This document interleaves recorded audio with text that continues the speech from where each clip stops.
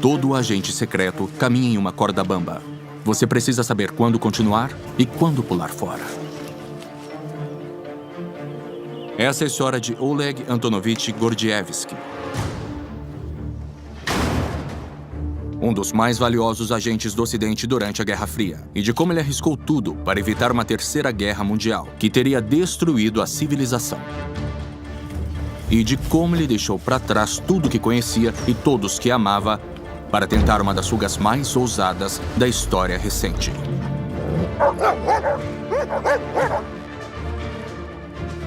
Para Oleg Gordievsky, essa é a história de como o esclarecimento triunfou sobre o autoritarismo brutal e de como, no processo, ele se tornou o traidor de uma nação e o herói de outra.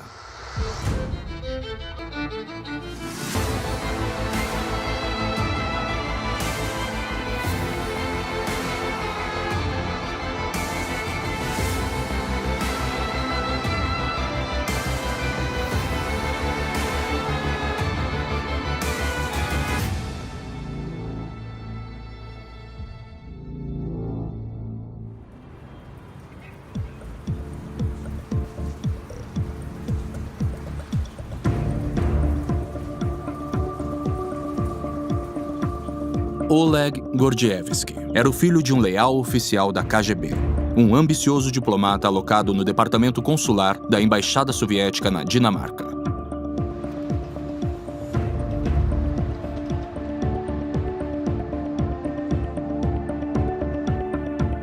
Mas, na verdade, Gordievsky não era um diplomata, e sim um espião russo.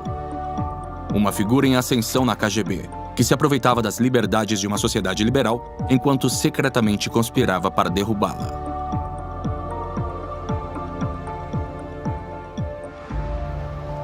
A Dinamarca era um estado na linha de frente, caso a Guerra Fria esquentasse. E é por isso que ela era importante. Entre 30% e 40% dos empregados da Embaixada Soviética em Copenhague eram agentes de inteligência. Isso era uma grande ameaça para os chefes de inteligência da Dinamarca. Uma ameaça que estava se tornando bem mais sofisticada e difícil de detectar. Os agentes da KGB e da GRU dos anos 50 pareciam saídos de um filme de James Cagney ou Humphrey Bogart. Mas nos anos 60 e 70, o agente da KGB já não se distinguia muito de seu ambiente. Jorn Bro liderava os serviços de inteligência dinamarqueses na época. Um tipo completamente novo de agentes de inteligência apareceu. Eles eram mais jovens. Eram razoavelmente bem vestidos, bem penteados. Um desses oficiais era Oleg Antonovich Gordievsky. Eu fiquei sabendo dele assim que ele chegou na Dinamarca. E nós, rapidamente, encontramos bons motivos para crer que era da KGB.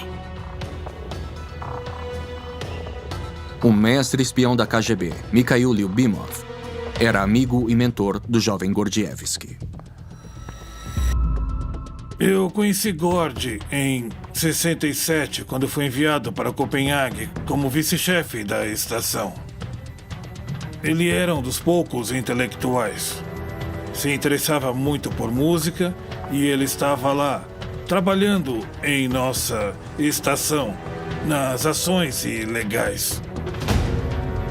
Construindo e liderando uma rede de agentes russos não oficiais em infiltração profunda, Gordievsky logo chamou a atenção do serviço secreto dinamarquês. A inteligência dinamarquesa achava que Gordievsky estava roubando as identidades dos mortos para conseguir novas identidades para seus agentes ilegais. Nós o vimos visitando cemitérios e entrando em contato com religiosos e, conforme ele falava com as pessoas, nosso interesse aumentou. Com o jogo de espionagem da Guerra Fria a todo vapor em Copenhagen, ambos os lados tentavam desesperadamente recrutar os agentes do outro lado.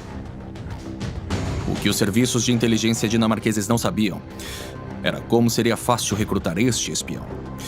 Porque Oleg Gordievsky tinha se apaixonado pela liberdade. Ao longo de seus 800 anos de história, Copenhagen conquistou para si uma reputação por seus ideais liberais e por seu pensamento social progressista. Ele encontrou um país que era totalmente diferente do que tinham contado para ele. Um país livre, onde as pessoas fazem o que querem. Talvez o mais importante de tudo era que você podia ir na biblioteca. Ele pôde ler os livros que outros não podiam ler. E ele acabou podendo ler sobre os vários elementos disfuncionais da sociedade soviética. Isso teve um impacto enorme em Gordievsky, o que tornava perfeito para ser recrutado como um agente.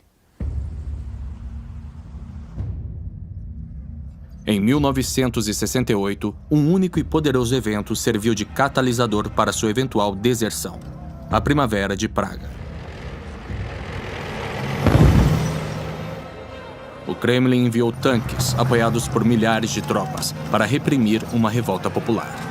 Mais de 100 pessoas foram massacradas.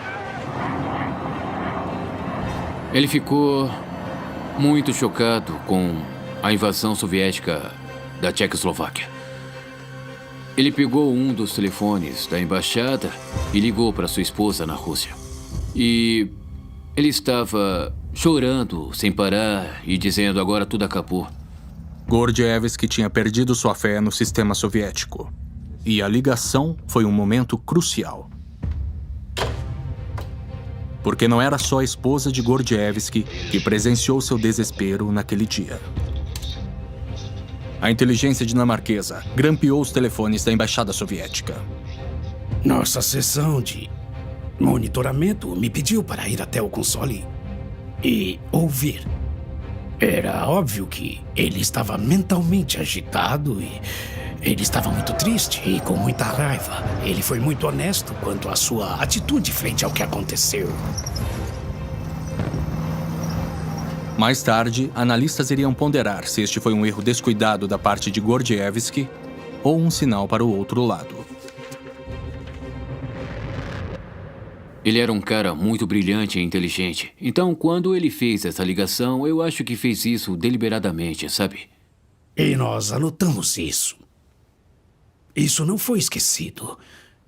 Esse foi o dia em que nós dissemos: este homem pode estar disposto a trocar de lado e trabalhar para nós. Em 1973, Gordievsky tinha sido promovido a auxiliar de inteligência política no Centro de Operações Internacionais da KGB, na Dinamarca. Os dinamarqueses sabiam que não tinham os recursos nem a experiência para transformá-lo em agente duplo. Então, para ajudá-los a obter os serviços de Gordievsky como espião, eles se voltaram para seus aliados do Serviço de Inteligência Britânico, ou SIS, também conhecido como MI6. A Dinamarca é um pequeno país e que tinha recursos muito limitados, mas fez muito bem em identificá-lo. Charles Paul viria se tornar o conselheiro de Relações Estrangeiras de Margaret Thatcher. O Reino Unido era um parceiro de inteligência próximo e eles sabiamente nos envolveram nisso. A questão era: como abordar um oficial de alto nível posicionado no consulado soviético sem ser pego? Ele corria toda manhã. Ele adorava jogar badminton e, inclusive, jogava muito bem. Nós concordamos que seria uma ótima ideia tentar abordá-lo na quadra de badminton. Nenhum de seus colegas estaria lá. Na primavera de 1974, enquanto Gordievsky jogava sua partida tradicional de badminton, o MI6 fez sua abordagem, pegando Gordievsky completamente de surpresa. O encontro na quadra foi uma grande aposta para todos. Os britânicos não sabiam se Gordievsky não era um agente duplo, posicionado pela KGB para infiltrá-los. E da parte dele, Gordievsky não tinha certeza de que o encontro não era uma armadilha montada pela KGB para testar sua lealdade. Gordievsky concordou com o segundo encontro em um local público. Desta vez, apenas com o MI6. Ele não quer envolver os dinamarqueses, porque ele sabe que a KGB tem um contato dentro da polícia dinamarquesa. Nenhum membro do governo e nenhum ministro foi informado sobre essa operação. No centro de Copenhague tem um grande hotel, e este foi o ambiente em que Olga Gordievsky se encontrou com seu contato da MI6, onde os primeiros passos para ele se tornar um agente britânico foram tomados. No verão de 1975, o MI6 já tinha seu homem. Mas Gordievsky fez 3 exigências a seus novos empregadores. Ele nunca seria seguido nem fotografado. Seus colegas no consulado não seriam comprometidos e, ao contrário de outros agentes duplos, Gordievsky não iria receber nenhum pagamento em troca dos segredos. Ele estava fazendo isso por motivos ideológicos. Ele estava fazendo isso porque era isso que seu coração lhe disse para fazer.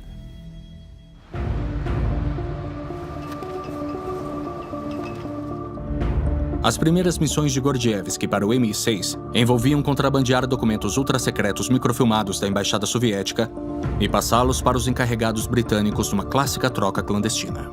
Eles foram pegos por um agente do MI6 que os levou para uma sala ao lado e que, por meia hora, copiou os filmes e depois os trouxe de volta para Gordievsky, que os levou de volta para a embaixada.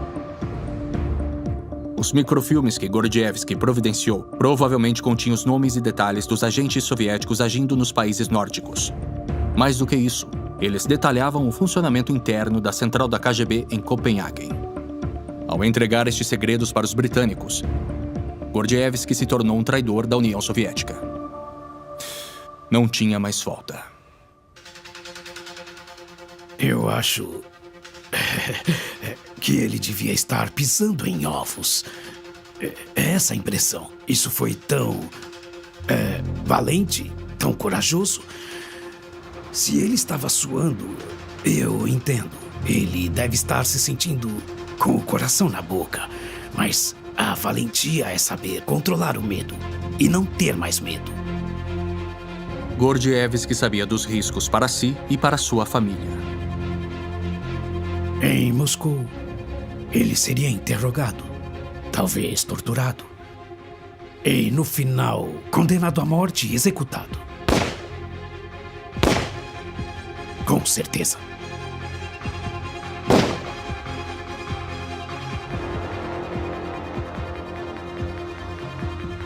Por 4 anos, Gordievsky continuou entregando informações russas ultraconfidenciais para os britânicos.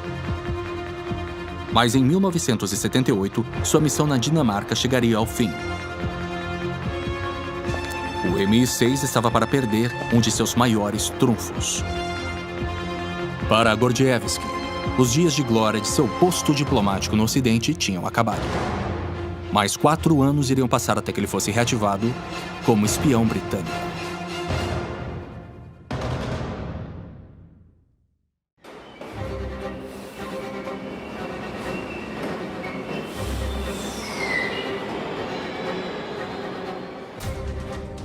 Oleg Gordievsky tinha sido enviado novamente para Moscou e continuava sendo agente da KGB, ligado ao sistema soviético que ele agora desprezava tanto.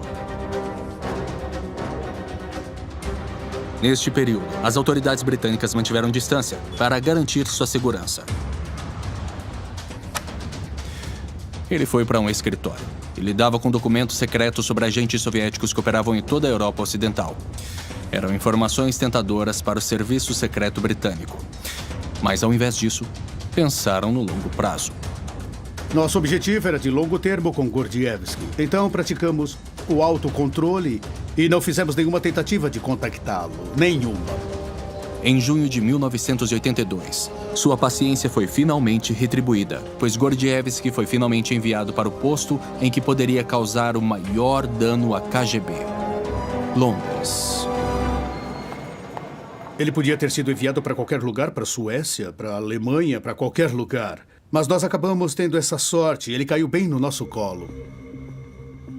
Antes de ir embora, ele se encontrou com seu velho amigo e colega de operações, Mikhail Lyubimov, para pedir conselhos pessoais sobre o que esperar dos britânicos. Ele estava completamente desesperado e ele me consultou. Eu recomendei que ele lesse Somerset Maugham e coisa do tipo. É claro que agora parece engraçado, mas eu sou parcialmente responsável por sua formação como agente britânico.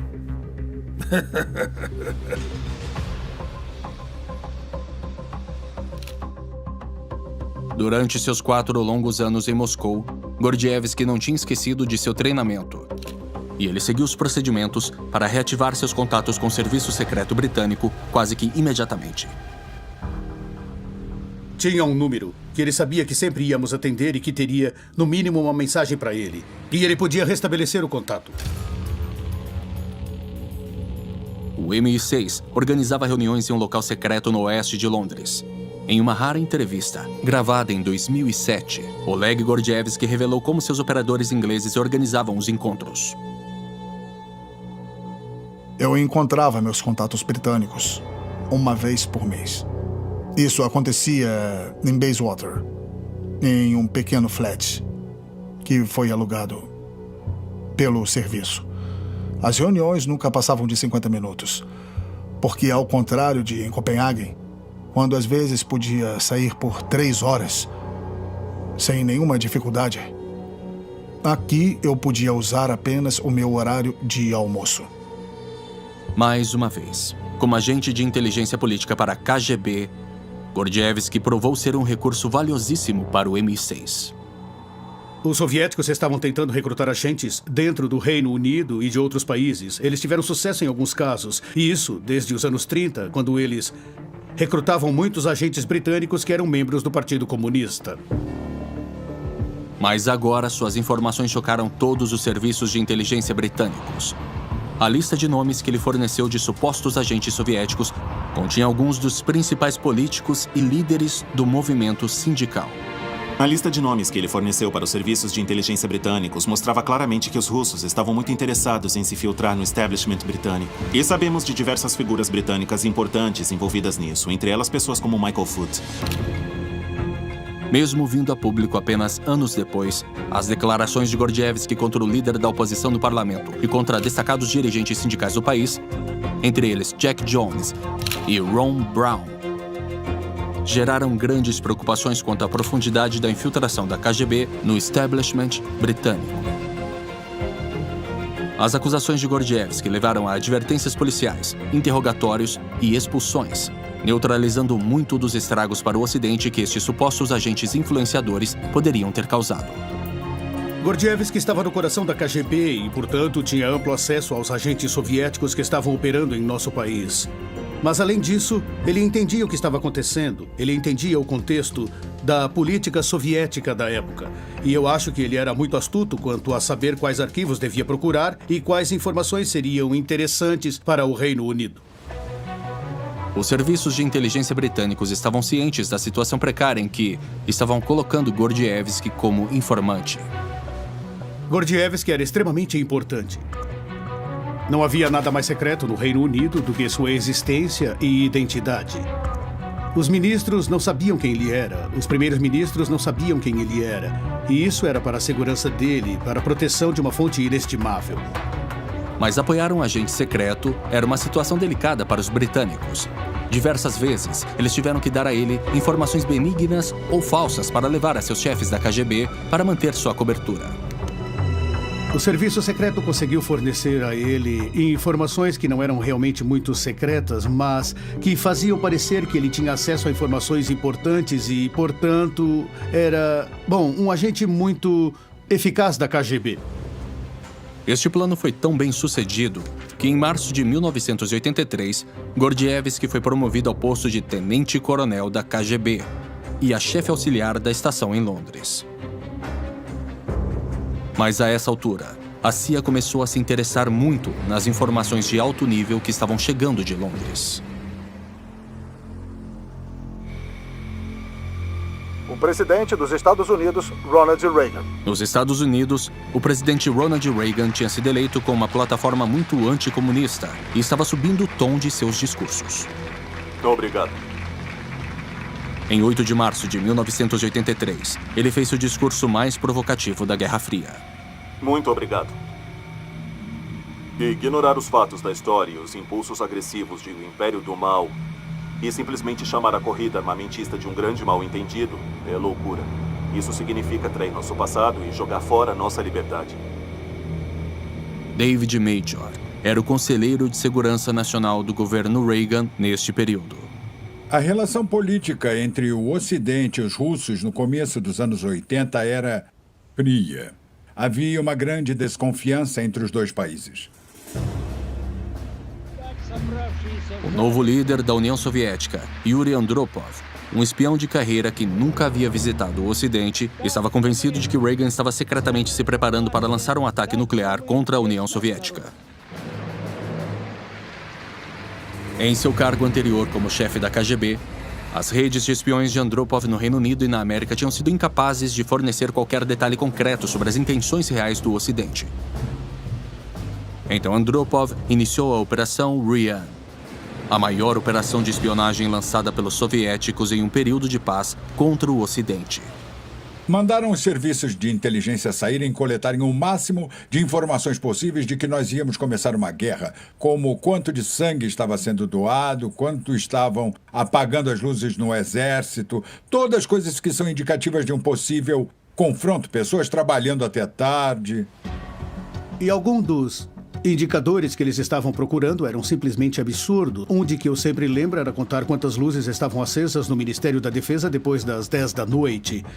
Bom, tinha muitas, e o motivo para isso não era ligado a uma guerra nuclear, mas porque estavam limpando os escritórios. Por absurdas que fossem, as informações coletadas pelos agentes da Operação Ryan alimentaram as suspeitas de Andropov.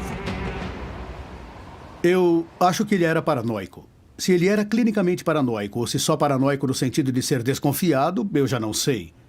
O presidente Reagan e Margaret Thatcher estavam usando uma retórica bem agressiva contra a União Soviética, e isso aumentou sua paranoia. Em setembro de 1983, Andropov estava convencido de que os americanos estavam prestes a fazer um ataque nuclear preventivo. Os russos estavam convencidos de que íamos fazer um ataque nuclear totalmente surpresa. Andropov convenceu muitos de seus colegas de Politburo de que este era mesmo um sério risco e uma ameaça real. Então, no começo de novembro de 1983, para piorar a crescente tensão, o presidente Reagan autorizou um enorme exército militar da OTAN, Able Archer, um ensaio roteirizado do Armagedon.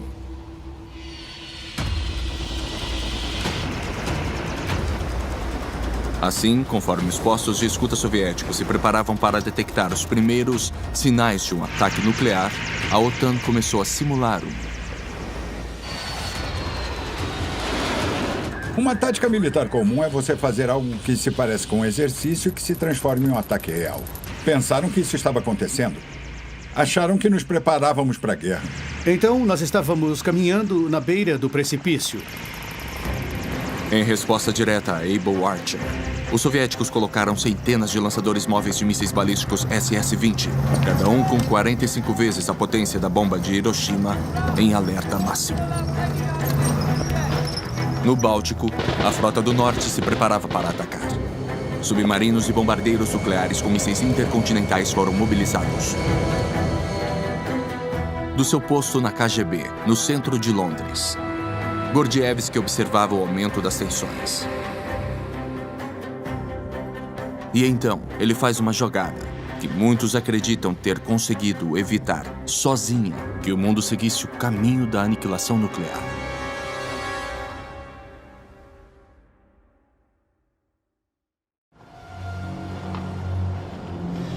No começo de novembro de 1983, a liderança soviética estava convencida de que estava a poucos dias de uma guerra nuclear total.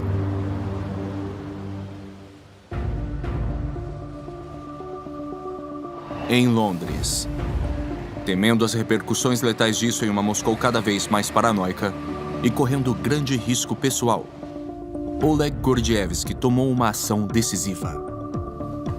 Passar dados cruciais de inteligência sobre o tamanho da histeria da liderança soviética para seus contatos britânicos. Então eu falei sobre tudo o que eu experimentei. Eles simplesmente não entendiam a mentalidade dos velhos dirigentes russos. Um mapa. Vocês estão brincando com fogo. Eu sabia que era um momento dramático. Eu sabia que Moscou estava nervosa. Passar esses documentos para o outro lado era viver no fio da navalha. Ele estava arriscando a morte a cada vez que tirava um documento do escritório. E cada vez que se comunicava com a inteligência britânica, ele estava pondo sua vida em jogo. O MI6 passou as informações de Gordievsky para a primeira-ministra britânica Margaret Thatcher. Thatcher se utilizou de sua relação especial com o presidente Reagan para passar essa informação para o coração da estrutura de comando americana. A premier Margaret Thatcher tinha uma comunicação muito eficaz com o presidente Reagan. Ela conseguiu persuadi-lo, apenas com base nas informações de Gordievsky, de que seus discursos estavam simplesmente inflamando as tensões com os russos e estavam alimentando sua paranoia com um ataque. Thatcher convenceu Reagan a amenizar sua retórica. E por canais diplomáticos diretos, os diplomatas americanos puderam oferecer garantias para seus parceiros soviéticos. Os dados de inteligência oferecidos pelo grande trunfo do MI6, Oleg Gordievsky, tinham salvo um mundo que estava à beira de uma guerra nuclear. Um espião salvou a paz. Só aconteceu uma outra vez na crise dos mísseis cubanos. Foi quase uma guerra nuclear. Mas os americanos não podiam saber quem estava por trás deste súbito relaxamento das tensões, pois Gordievsky era um segredo guardado a 7 chaves. Quando conseguimos a informação, ela veio de uma fonte misteriosa. E a pergunta era quem poderia ter fornecido. A inteligência britânica tinha elaborado uma estratégia para evitar que sua fonte fosse exposta, mesmo para seus aliados. Isso era algo muito oculto e não era tudo atribuído a um único agente. Isso era apresentado a eles como obtido por nossas fontes de inteligência, deixando implícito que eram informações vindas de vários agentes que eram reunidas depois. Tudo isso era porque queríamos proteger Gordievsky. Mas devido aos detalhes das informações, a CIA foi ficando cada vez mais frustrada de receber informações a conta-gotas e apenas quando necessário. Eles queriam ter acesso à fonte. As informações que fornecemos foram ficando bem mais específicas e, mesmo que ainda assim ele nunca tenha sido nomeado ou identificado para os americanos, eu acho que ficou bem claro que tudo vinha de um só agente muito bem posicionado. A busca da CIA por essa fonte desencadearia uma série de eventos que acabariam sendo devastadoras para Oleg Gordievsky.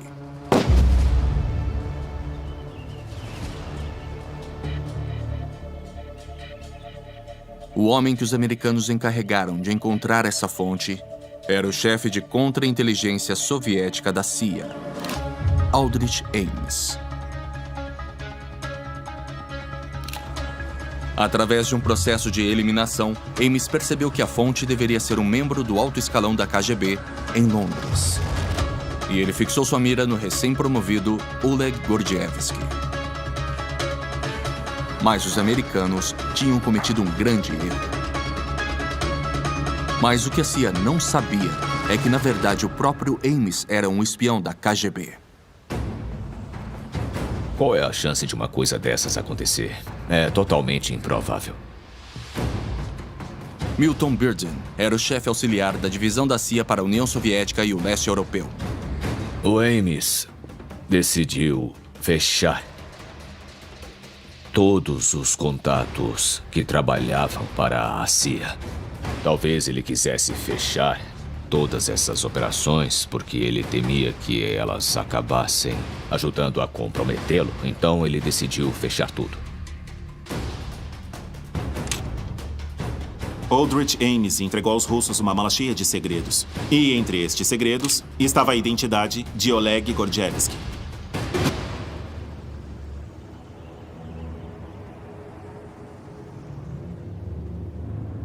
Em uma sexta-feira, em 17 de maio, Gordievsky foi convocado para o quartel-general da KGB em Moscou. Ele devia retornar para a União Soviética imediatamente. Gordievsky havia sido convocado para Moscou sob a desculpa de receber uma promoção. E isso acendeu o alerta na mente dele. Ele não tinha certeza de que tinha sido descoberto, mas desobedecer a uma ordem direta seria o equivalente a confessar sua culpa. Nunca subestime a pressão sob a qual qualquer agente opera. A consequência disso no sistema soviético seria a morte. É claro que ele ia ser fuzilado. Isso, sem dúvida.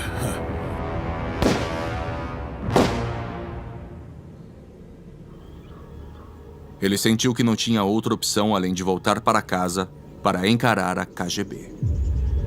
Quase que imediatamente ele foi levado para um esconderijo da KGB. O plano deles era confrontá-lo com suas suspeitas cada vez maiores de sua traição.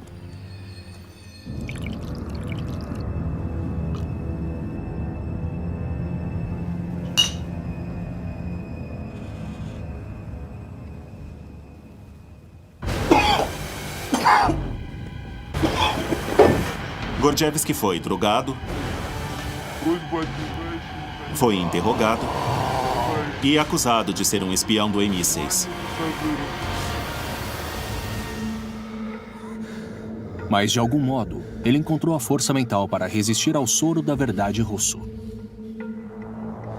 Em nenhum momento confessou ser um espião do MI6. Então, a KGB mudou sua tática. Eles decidiram brincar de gato e rato comigo. E eu fui colocado em prisão domiciliar.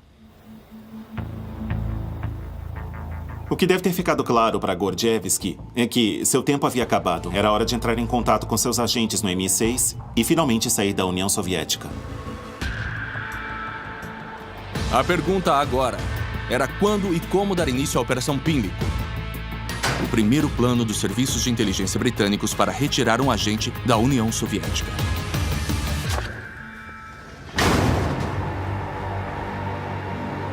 Em 77, quando fizemos o meu primeiro plano de fuga, eu já antecipava uma situação em que eu estaria sob grande suspeita, mas não ainda devidamente preso.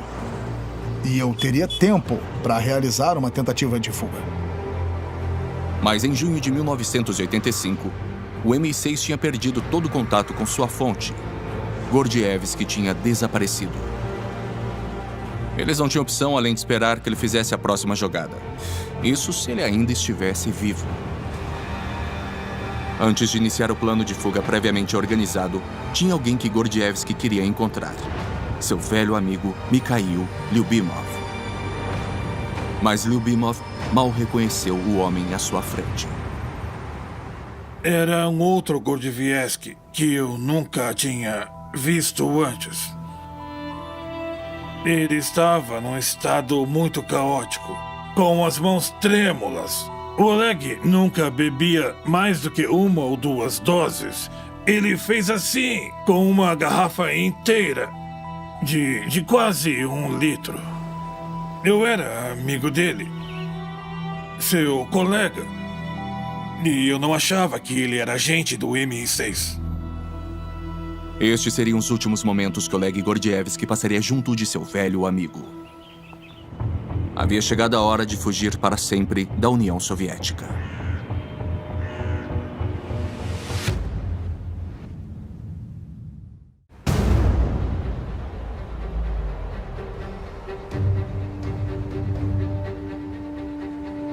Oleg Gordievsky agora estava sob constante monitoramento por seus colegas da KGB. Usando uma técnica russa de espionagem chamada de proverka, ou lavagem a seco, ele tentou despistar a equipe de monitoramento da KGB. Para não morrer, ele precisava sair do país rápido. E isso significava dar início à Operação Pínlico, o plano de extração do MI6.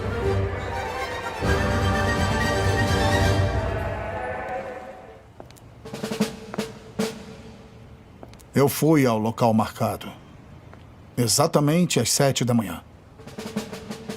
Perto do poste de luz, perto da estrada. De lá, Gordievsky fez um sinal aparentemente inócuo, expondo uma sacola de compras de um supermercado britânico. Eu fiquei com uma sacola plástica da Safeway nas mãos, por 6 minutos, para ser notado pelos britânicos.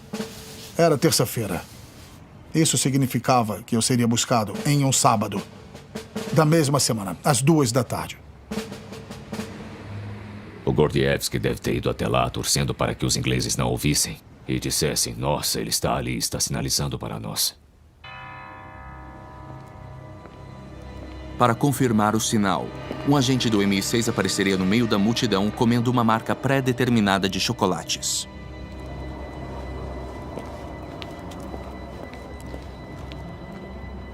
Agora Gordievsky teria que esperar. Em Londres, o próximo passo da Operação Pimlico exigia a autorização do mais alto escalão. Tivemos que falar diretamente com a Meg Thatcher para obter a autorização para fazer este resgate. Era tarefa de Charles Paul, então conselheiro de Relações Estrangeiras da Premier Thatcher, informá-la que a fonte estava pronta para voltar para a Inglaterra.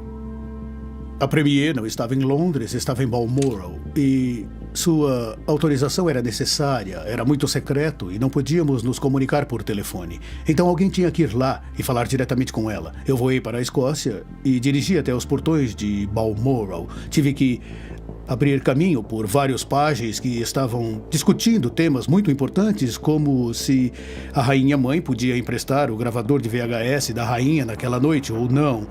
E então eu tive que ver o secretário real da rainha, que foi muito insistente para que eu informasse por que eu queria ver a primeira-ministra e eu não podia contar nada a ele. Nós tivemos uma discussão e tanto sobre isso, até que finalmente eu consegui vê-la. Decidimos isso em 5 minutos ou menos, e então era voltar para Londres. Em Moscou, para Gordievsky, o próximo passo seria doloroso. Durante seu tempo de espião para os ingleses, ele tinha protegido sua esposa e filhos da verdade. Ele sabia que envolver sua família agora seria perigoso demais.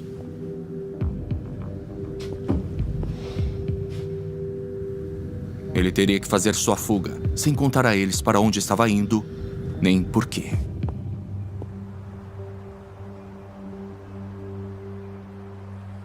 Eu despistei o monitoramento. Peguei um trem para Leningrado. De Leningrado, um outro trem. Um trem urbano e alguns ônibus. Na direção da fronteira finlandesa. A cerca de 50 quilômetros da fronteira, eu fiquei escondido na floresta. Em uma hora marcada, às 2 horas da manhã. Na fronteira fino-soviética, os agentes do M6 chegaram com um veículo diplomático. O plano era escondê-lo no porta-malas do Ford Saloon e atravessar a fronteira até a Finlândia. Conforme ele se dirigia ao ponto de encontro, Gordievsky não tinha como saber se estava caminhando para uma armadilha da KGB ou rumo à liberdade.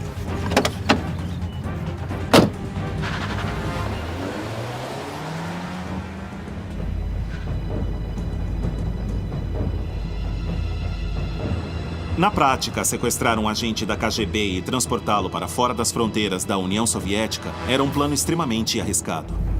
Esses agentes do M6 provavelmente também estavam sob observação, então tentar dirigir até a fronteira da Finlândia, tentar atravessar essa fronteira e tentar convencer os guardas da fronteira de que eles eram quem fingiam ser também era cheio de riscos.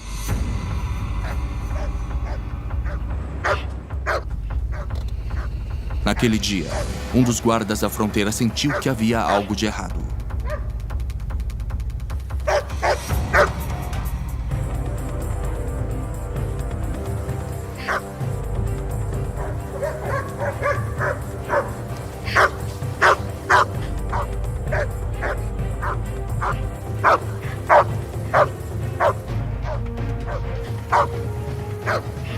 A agente mulher do MI6 precisava pensar rápido.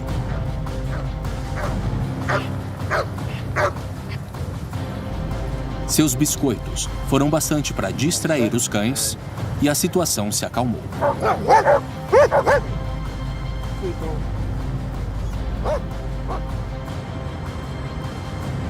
Ninguém queria perder tempo e ninguém abriu o porta-malas. E passamos pelos 5 postos de controle.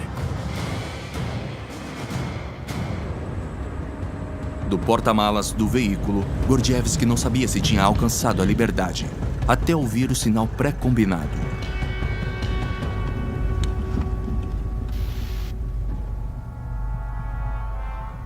A melodia da suíte Finlândia de Sibelius. É uma história notável. E se você gosta de uma boa história de espionagem, esta é melhor que qualquer ficção. A deserção de Gordievsky foi um dos maiores sucessos de espionagem da Guerra Fria. Isso foi um belo tapa na cara da KGB e do sistema soviético. E nós fizemos isso com muito sucesso. Afinal, lembrem-se de como eles contaram vantagem por conta de Philby, Burgess, McLean e outros. E ali, finalmente, demos o troco. E demos o troco com estilo. Eu era um coronel da KGB, que estava em prisão domiciliar sob vigilância em Moscou. E que, ainda assim, escapou para o Ocidente. Isso nunca tinha acontecido antes. Agora que o mais valioso trunfo do MI6 estava salvo, suas informações podiam ser compartilhadas com os aliados do Reino Unido. E Reagan podia entrar em contato com o novo chefe de Estado da União Soviética, Mikhail Gorbachev, com muito mais confiança em uma reaproximação. Os americanos reabriram as conversas com os russos sobre o controle de armamentos e afins. Então, na minha opinião, todos os planetas se alinharam.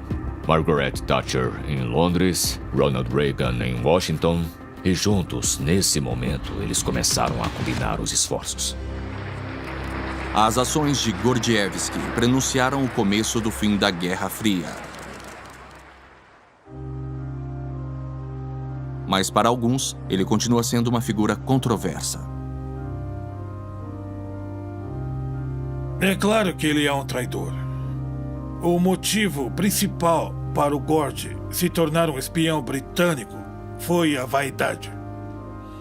A vaidade. Ele queria se tornar tipo um Moisés anti-soviético. Herói ou traidor, Gordievsky pagou um preço pessoal muito caro por sua deserção. Seriam precisos mais 6 anos e a queda da União Soviética para que sua família pudesse fugir de Moscou e se juntar a ele. Mas então, seu casamento já havia acabado.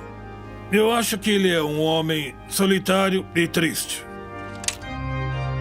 Em 2007, ele foi condecorado pela rainha com a Ordem de São Miguel e São Jorge pelos serviços prestados à segurança do Reino Unido. É a mesma medalha dada ao fictício herói da Guerra Fria, James Bond. Eu posso dizer que a última vez em que o encontrei foi em 2005, quando os britânicos celebraram sua fuga bem-sucedida, com o auxílio dinamarquês. Eu fiquei profundamente honrado por ser convidado. Ele era um bom homem.